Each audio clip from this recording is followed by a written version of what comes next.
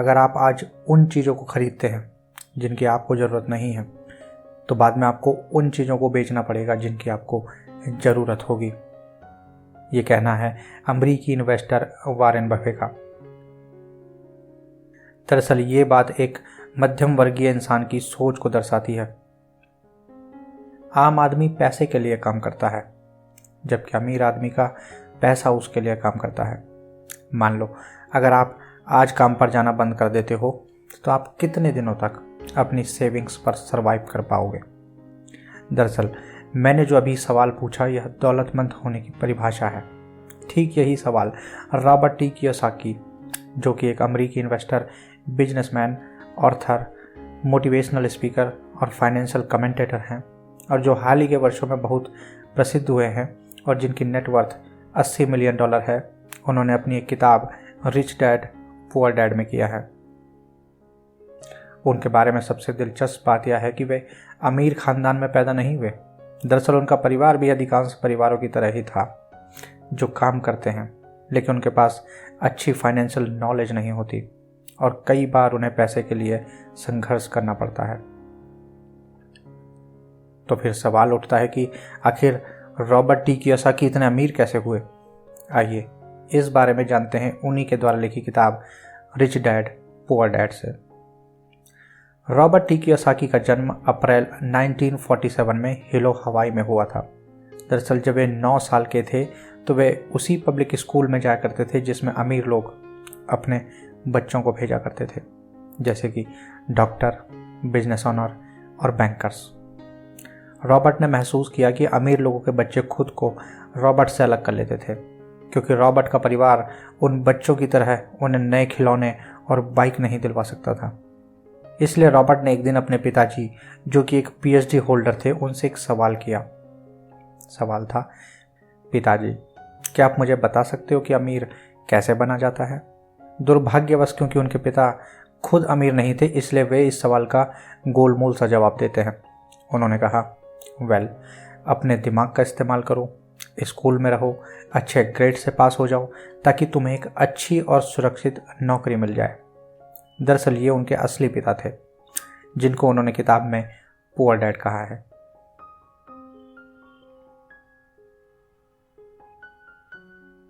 उन दिनों रॉबर्ट का एक दोस्त हुआ करता था जिसका नाम माइक था, और यही सवाल उन्होंने माइक के पिता से भी किया कि अमीर कैसे बना जाता है। इस पर माइक के पिता ने कहा कि इस सवाल का जवाब जानने से पहले तुम्हें यह जानना चाहिए कि एसेट्स और लायबिलिटीज़ में क्या फ़र्क होता है। अगर तुम अमीर बनना चाहते हो तो तुम्हें इन दोनों के बीच का फ़र्क पता होना चाहिए। तुम्हें पता है, अमीर लोग एसेट्स बनाते हैं, जबकि गरीब और मध्यम वर्गीय लोग लायबिलिटीज़। जिन्हें वे समझते हैं कि वे एसेट हैं, दरअसल वो उनकी लायबिलिटीज़ होती हैं। दरअसल माइक के पिता उस समय इतने अमीर नहीं थे, लेकिन वे कुछ ही समय में हवाई के सबसे अमीर लोगों में से एक बनने वाले थे। दरअसल रॉबर्ट ने माइक के पिता को ही अपनी किताब में रिच डैड कहा है। जब वो उन दोनों बच्चों को एसेट्स और लायबिलिटीज़ के बीच अंतर करना सिखा रहे थे, तब उन्होंने कहा, ओह, तुम्हें तो यह भी नहीं पता कि एसेट्स और लायबिलिटीज़ होती क्या हैं, है ना। दरअसल एसेट्स उन्हें कहते हैं जिनकी वजह से तुम्हारी जेब में पैसा आता रहता है, जबकि लायबिलिटीज़ उसे कहते हैं जो तुम्हारी जेब से पैसा लेकर जाता है। इसे इस उदाहरण से समझते हैं। मान लो एक साधारण आदमी जो अपनी नौकरी से कुछ पैसे कमाता है और उसका खर्चा सिर्फ खाना, कपड़े, एंटरटेनमेंट और ट्रांसपोर्टेशन में है। दुर्भाग्यवश उसके पास कोई एसेट नहीं है, लेकिन उसके पास लायबिलिटी ज़रूर होगी जो उसकी जेब से लगातार पैसा खींचती रहेगी, जैसे कि mortgage, tax, credit card, loan और यकीन मानो मकान भी। कई लोग सोचते हैं कि उनके द्वारा ली गई कार एक एसेट है, जबकि कार एक लायबिलिटी है, क्योंकि कार की वैल्यू एक बार सड़क पे आने पर घट जाती है और कार को मेंटेन करने, पेट्रोल भरने, इंश्योरेंस में वह आपकी जेब से पैसा खींचती रहती है। अब दूसरे उदाहरण से समझते हैं। दरअसल अमीर आदमी ज़्यादा कमाने के बजाय आय के एक से अधिक स्रोत ढूंढता है। वो ऐसे एसेट्स खरीदता है जो उसे लगातार पैसिव इनकम की फॉर्म में पैसा देते रहते हैं। दरअसल पैसिव इनकम उस इनकम को कहते हैं जिसके लिए आपको व्यापार करने की ज़रूरत नहीं है, और ना ही उसे कमाने के लिए आपको फिजिकली प्रेजेंट होने की ज़रूरत है।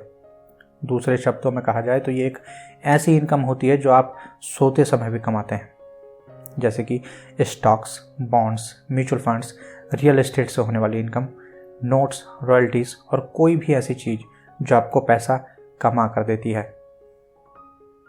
जैसे कि मैंने पहले बताया, पुअर डैड अपनी नौकरी से पैसा तो बहुत कमाते थे, लेकिन उनके खर्चे इतने ज़्यादा होते थे कि वे कभी एसेट्स में निवेश नहीं कर पाए, जिसकी वजह से उनके मॉर्गेजेस और क्रेडिट कार्ड्स के बिल इतने बढ़ गए कि एक समय में वे उनकी इनकम के बराबर हो गए और उनकी लायबिलिटी उनके एसेट्स से ज़्यादा हो गई, जिसकी वजह से वे कर्ज में डूबते चले गए और यहाँ तक कि उनके मरने के बाद भी उनका यह कर्ज बरकरार रहा।